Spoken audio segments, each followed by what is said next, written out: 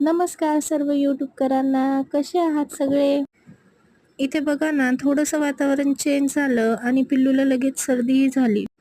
आणि आज एवढं भयंकर काही घडेल असा कधी विचारही केला नव्हता. तर भयंकर हे घडलं होतं. बाहेर एवढी जोराची हवा सुरू होती, की शेजारी जे आंब्याचं झाड होतं तेच येऊन आमच्या बाल्कनीवर आणि शेजारच्यांच्या छतावर पडलं.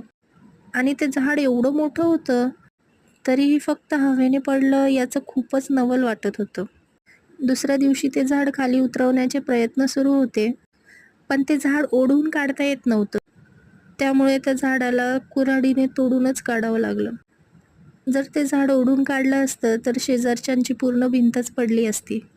आणि हे बघा ना, किती मोठं झाड होतं आणि ते हवेमुळे पडणं, याच्यावरून आपल्याला समजू शकतं की निसर्ग ही कधी कधी किती रौद्ररूप घेऊ शकते.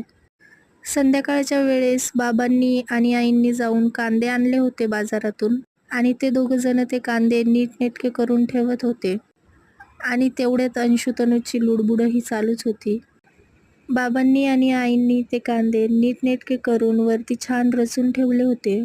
संध्याकाळची चहा पाणी करून आम्ही छतावर आलो आणि इथे बघा, ह्यांच्या तर भिंतीचा कोपराच तुटला होता झाडाच्या ओझ्यामुळे.